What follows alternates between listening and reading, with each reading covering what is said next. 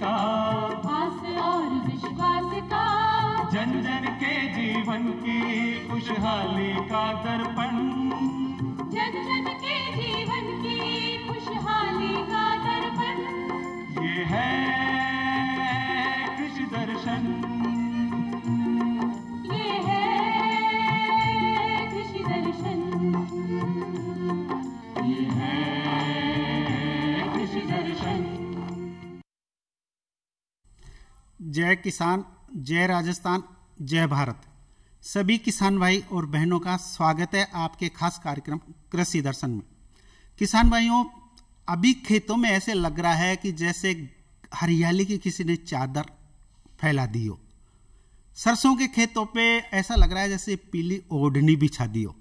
लहलाती फसलें, हरियाली के खेत, इन तमाम फसलों की उत्पादकता बनी रहे, इनकी हरियाली बनी रहे, इनका उत्पादकता क्षमता में किसी प्रकार की कमी नहीं आए, इसके लिए जरूरी है हमें सावचेत रहने की।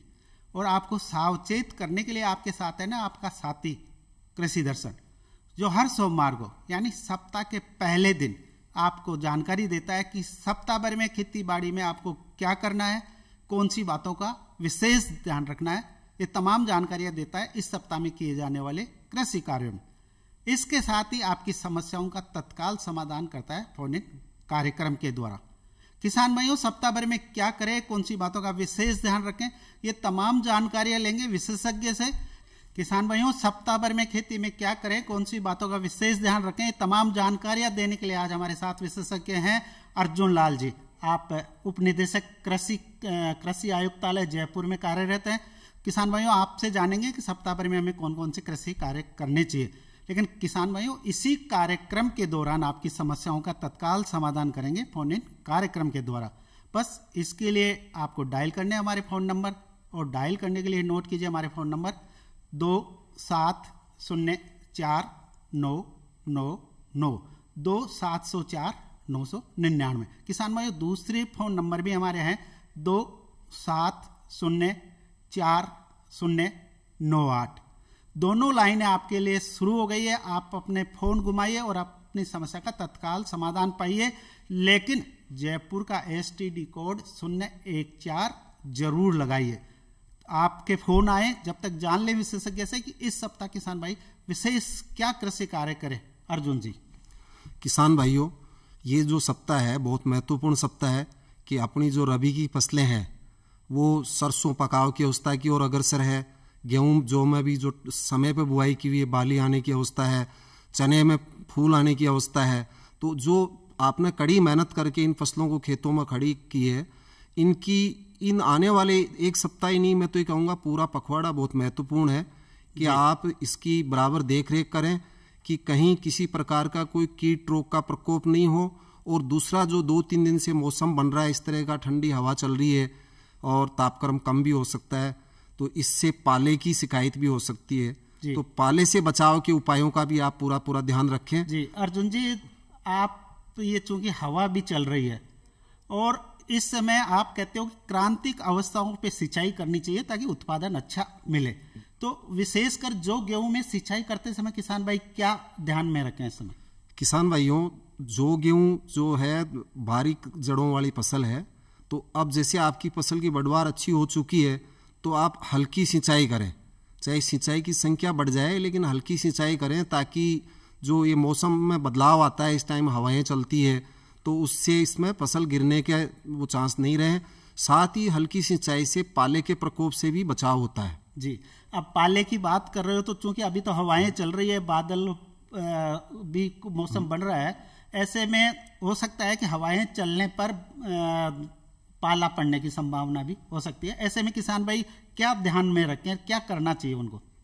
गजेंद्र जी, मौसम के अनुसार किसानों को बहुत जागरूक रहने की जरूरत है, क्योंकि जब हवा चलती है और जब पश्चिम अपना उत्तरी एरिया में बर्फ गिरती है तो उस परिस्थिति में अपने यहाँ तापक्रम कम होता है, और इस कंडीशन में अपना जो टमाटर है, बैंगन है, मिर्ची है और आपकी मटर है, ये फसलें ज़्यादा इसके प्रति संवेदनशील है और पाला पड़ने से इनमें ज़्यादा नुकसान होता है। पाला पड़ने के लक्षण ये है कि दिन भर हवा चल रही है और आसमान खुला है और शाम को अगर हवा रुक जाती है जी तो अर्जुन जी बिल्कुल किसान भाई को ज्यादा इंतजार नहीं करवा सकते, पहले किसान भाई का लेते हैं फोन। हेलो हेलो नमस्ते जी। सोलर प्लांट पे क्या सब्सिडी कर रही है सर वर्तमान में? जी किसान भाई आप पानी का पंप लगाना चाह रहे हो सोलर के तहत, या घर की सोलर की रूफ टॉप की बात कर रहे हो, किस की बात कर रहे हो? सर उसमें सब्सिडी कौन सी पे ज्यादा मिल रही है? जी नहीं, आपको रूफ टॉप लगाना है या वाटर पंप लगाना है खेत पे? सर जैसे घर पे लगाए तो क्या चार्ज पड़ेगा? जी रूफ टॉप पे लगाते हो तो 40% तक अनुदान है 3 किलोवाट तक, और 3 किलोवाट से आगे 10 किलोवाट तक 20% का अनुदान है। ये तो उस पर पंप लगाना चाहते हैं तो अपने कुसुम योजना के तहत उद्यान विभाग की अर्जुन जी योजना है, उसमें ऑनलाइन आवेदन है और किसान को 50% तक उसमें अनुदान है। अधिकतम 50% तक अनुदान है जी। किसानों की सरणी के अनुसार अनुदान है, और उसमें आपको ई मित्रा पर जाके ऑनलाइन एप्लीकेशन लगानी है, और इस वर्ष के लक्ष्य के विपरीत पर्याप्त संख्या में पत्रावलियां भी आ चुकी है। जी ठीक है। अर्जुन जी बात पाले की चल रही थी जी, और आप बता रहे थे कि पाले की ये रहती है कि हवा शाम को दोपहर बाद में बंद हो जाती है, मौसम साफ रहता है तो पाला पड़ने की संभावना रहती है। ठीक है, अब ऐसे में बचाव के लिए किसान भाइयों को क्या करना चाहिए? बचाव के लिए किसान भाइयों, एक तो आपका जो खेत की उत्तरी और पश्चिमी मेड़ है उनकी तरफ से आपको पूरा संभावना लग रही है कि पाला पड़ेगा, तो कचरा इकट्ठा करके आप सुबह के टाइम 5 बजे के आसपास धुआं करें तो उससे फसल को फायदा होगा। मतलब धुआं अगर शाम को करें 5-6 बजे तो क्या रात नहीं, को? पाले का जो प्रकोप अमूमन होता है वो तीसरे और चौथे पहर में ज्यादा होता है। अच्छा 3-4 बजे दिन हाँ, रात को, क्योंकि तापक्रम 2 बजे के बाद ज्यादा नीचे जाता है, 0 से नीचे जाता है जी। तब पाले का असर होता है। और एक आप हल्की सिंचाई भी कर सकते हैं, लेकिन हल्की सिंचाई में थोड़ा सा जो फंवारा सिंचाई पत्ती है उसमें थोड़ा नुकसान रहता है, क्योंकि वो पत्तियों पर जो पानी रुकता है वो जल्दी पाले में बदल जाता है। अच्छा सिंचाई की क्या सीमित संसाधन भी है, हर खेत में सिंचाई संभव नहीं हो पाता। और जैसे सब्जियां हैं आपकी ड्रिप सिंचाई पत्ती पर है, आपको लग रहा है कि आज पाले की संभावना है जी, तो निश्चित सुबह आपको जल्दी उस पर ड्रिप चलाना चाहिए ताकि नुकसान को कम किया जा सके जी। इसी प्रकार आप लंबे समय के हिसाब से भी खेत को इस तरह से प्लान करें कि जो उत्तरी हवाएं जो आती है उसकी ओर कुछ बड़े पेड़ लगाएं जी। और खेत में भी बीच बीच में पेड़ लगाएं, ताकि जब ऐसी पाले की संभावना हो, तेज हवा चलती है तो उसके वेग को कम कर सके और आपका जो माइक्रो क्लाइमेट है वो अच्छा हो सके। जी किसान भाई फोन लाइन पे सुन लेते हैं phone. Hello hello hello sir नमस्ते। नमस्ते जी, कौन बोल रहे हैं? जी मैं कविता शर्मा बोल रही हूँ गांव से। स्वागत है कृषि दर्शन में, पूछिए क्या जानना चाह रहे हैं कविता जी? जी सर मैं गेहूँ की फसल के बारे में जानना चाहती हूँ। क्या क्या पूछ रहे हो? गेहूँ है ना, उसके पौधे पीले हो गए हैं पत्ते। अच्छा पानी कितने दे दिए? पानी सर 2 दे दिए, तो कोरवान दे दिया, एक बरसात का लग जी गया। जी जी, 2 पानी कोरवान भी लग गई, दूसरा पानी भी दे दिया और फिर भी पत्ते पीले पड़ रहे हैं, क्या करना चाहिए? कविता जी, पौधे पीले पड़ने के 2-3 कारण हो सकते हैं। एक तो आपने पूरी पर्याप्त मात्रा में नत्रजन नहीं दी हो, दूसरा आपके यहाँ कहीं मोलिया बीमारी का प्रकोप तो नहीं है, तीसरा जिंक की कमी से भी पीला पड़ता है। अच्छा डॉक्टर साहब, आप कहते हो कि पहली सिंचाई और दूसरी सिंचाई पे यूरिया नत्रजन की जो दूसरी और तीसरी मात्रा है वो देनी चाहिए थी। अगर उन्होंने दूसरी सिंचाई पे नहीं दी तो कितनी मात्रा किसान को देनी चाहिए? वैसे तो आपको सोइल हेल्थ कार्ड के अनुसार जो सिफारिश की है उसके अनुसार देनी चाहिए, फिर भी आपके पास वो उपलब्ध नहीं हो तो अपन 90 किलो नत्रजन प्रति हेक्टर मानते हैं गेहूं के लिए। तो जो 45 किलो नत्रजन है उसका 2 हिस्सा करके 2 टॉप ड्रेसिंग में कहने का मतलब है 20 किलो 22 किलो नत्रजन के लिए 40-45 किलो 50 किलो यूरिया प्रति हेक्टर दे। बिल्कुल जी, तो पीलापन दूर हो जाएगा जी। दूसरा जिंक की कमी से भी हो सकता है। आपसे जिंक का बहुत जानकारी लेंगे, लेकिन पहले किसान भाई का ले लेते हैं फोन। हेलो हेलो हाँ जी नमस्कार जी। जी जी बताइए। आप बताइए किसान भाई, कौन बोल रहे हैं, कहाँ से बोल रहे हैं? हाँ, सवाल क्या है जारी जी? जी जी बिल्कुल, अर्जुन जी से जानते हैं क्या करना चाहिए चेपा मोइला में। देखो हजारी जी, आपने सही समय बताया है। अभी इस टाइम चेपा का प्रकोप आपके सरसों में तो बहुतायत से होगा ही, साथ मेथी में भी हो सकता है, जीरे में भी हो सकता है, कहीं कहीं आपके जौ में भी आ सकता है।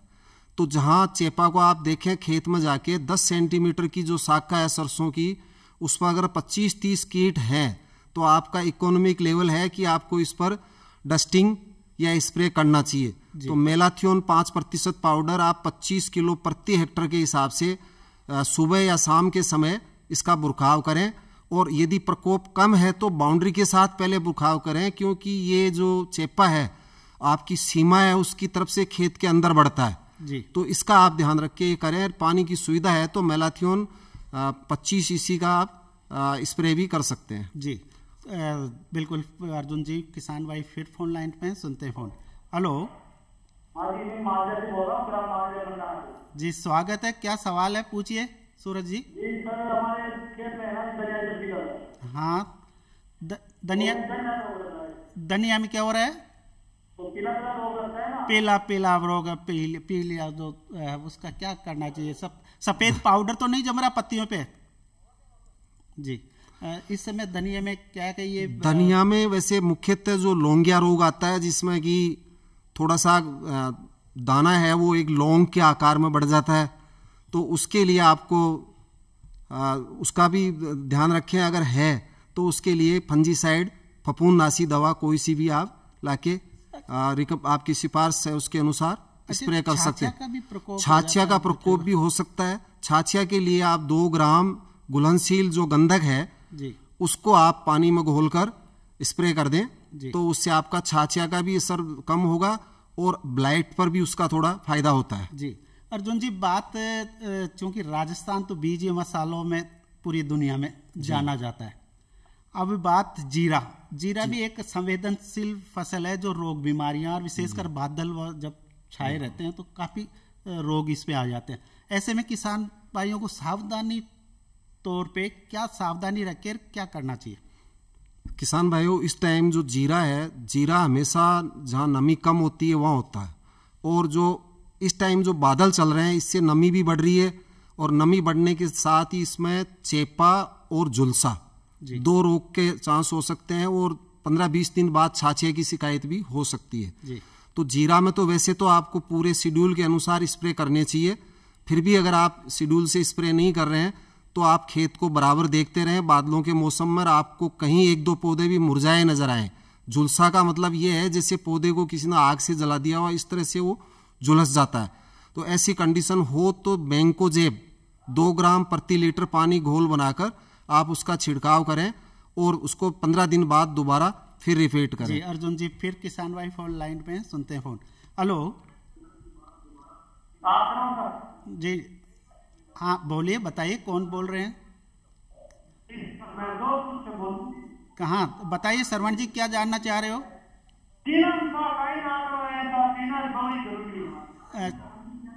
किस जीरा की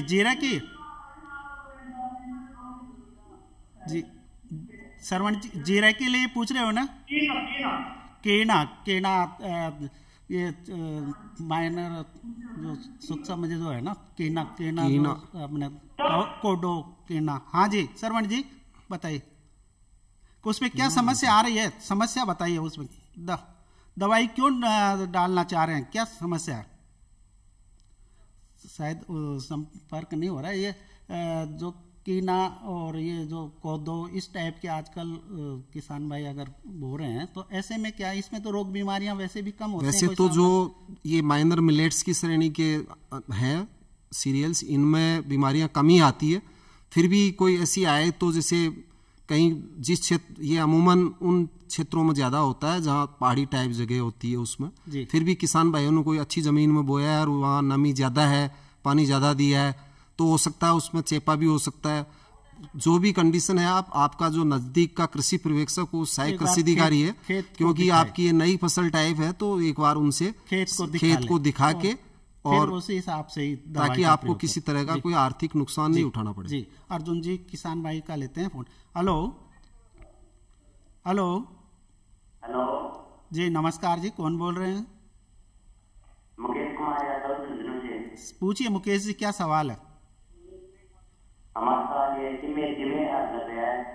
मेथी में आड़ लग गया। अर्जुन जी क्या मुकेश जी, पहले भी अपन ने बात की थी कि जो आड़, चेपा, माहू जो भी है आप कहते हो उसका मेथी, सरसों, जौ और आपकी कहीं सेम की खेती कर रखी हो तो इन चीज़ों पर बहुतायत से आता है। तो इसके लिए मेलाथियोन 5% पाउडर का आप उस पर स्प्रे कर दें, वो डस्टिंग कर दें तो उसका कंट्रोल हो जाएगा।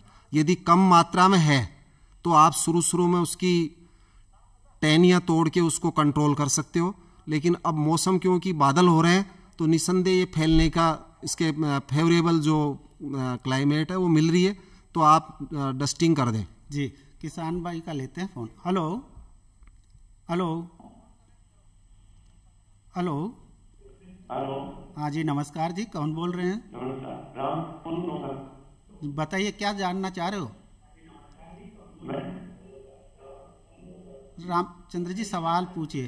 सरसों में पत्ते पीले पड़ रहे हैं जी, कितने पानी दे दिए, कितनी फसल हो गई बड़ी?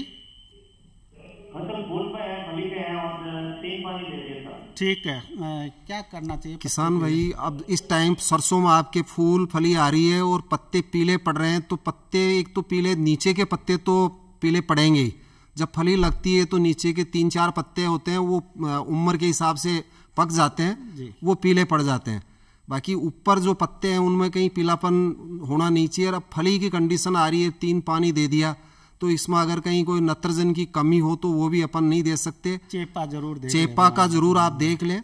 जब पत्ते के नीचे चेपा लग जाता है तब भी पत्ता पीला पड़ जाता है, तो पत्ते को पलट के आप देखें, अगर चेपा का प्रकोप है तो उसमें आप मेलाथियोन 5% का जो डस्टिंग करें, जिससे आपको फसल का बचाव हो सके। क्योंकि ये जो रस चूसने वाले हैं ना, चेपा, माहू, ये क्या है ऊपर कोपलों में बहुत लग जाता है, रस चूस लेते हैं और पत्ते पीले पड़ जाते हैं। ये जो सरसों में सामान्यतः ये अभी इस समय होता है, तो किसान भाई उस हिसाब से ही इसका प्रयोग करें। अर्जुन जी, चूंकि बीज एक ऐसा आदान है कि जो 15 से 20% पैदावार में सीधा योगदान देता है। इस समय जो किसान भाई बीज उत्पादन कार्यक्रम ले रहे हैं और जिनकी बीज उत्पादन फसलें खेतों में खड़ी है, वो इस समय क्या विशेष ध्यान रखें, क्या करना चाहिए उनको? बिल्कुल गजेंद्र जी, इस टाइम बीज उत्पादक काश्तकारों को तो ज़्यादा ध्यान रखना पड़ेगा, क्योंकि बीज में इस टाइम जो रोगिंग है वो बहुत महत्वपूर्ण है। जो भी पौधा आपको ओप टाइप लगे कि ये मेरी उस किस्म से अलग तरह का पौधा दिख रहा है, चाहे कोई सी फसल हो, उसको आप बिना झिझक के उखाड़ दें। किसान भाई कई बार क्या करते हैं कि उनको पौधे नज़र भी आ जाते हैं ओप टाइप, उसके बाद भी उसको उखाड़ते नहीं है और उससे बीज में मिक्सर हो जाता है। और मिक्सर होने के बाद अब बीज का जो जीओटी करवा रहे हैं हम, तो जीओटी करवाने से आपका लोट फेल हो सकता है, और लोट फेल होने से आपको कितनी हानि होती है आप बीज उत्पादक किसान स्वयं जानते हैं। साथ ही गेहूं का खेत जिनमें है उनमें करनाल बंट अगर आ जाती है तो बीज आपका रिजेक्ट हो जाएगा। तो ये भी आप ध्यान रखें, दाने के स्थान पर उस पर काला सा दाना बनता है और उसको जब तोड़ते हैं तो बदबूदार गंध आती है। तो आप उसमें प्रोपेकेनोजोल 1 ml प्रति लीटर के हिसाब से छिड़काव करें और 10 दिन बाद इसको पुनः दोहराएं, ताकि आपका शुद्ध और स्वस्थ बीज प्राप्त हो सके और आपको बीज को वापस दाने में नहीं लौटाना पड़े, जिससे आपको जो आर्थिक फायदा होना है उसका नुकसान नहीं। जी अर्जुन जी, एक फोन और ले लेते हैं। हेलो हेलो हेलो जी नमस्कार जी, कौन बोल रहे हैं? नमस्कार, आप बताइए, नाम बताइए, कहाँ से बोल रहे हो, क्या सवाल है? मैं राजेश बोल रहा हूँ जी कनौर से। जी पूछिए, क्या सवाल है? मैं ये बोल रहा हूँ कि ये आलू में झुलसा है। झुलसा आलू में कन्नौज से पूछ रहे हैं किसान भाई। किसान भाई आप बहुत दूर से पूछ रहे हो, वैसे तो आपके नजदीक कार्यालय से, आप कृषि कार्यालय से संपर्क करें, फिर भी झुलसा है।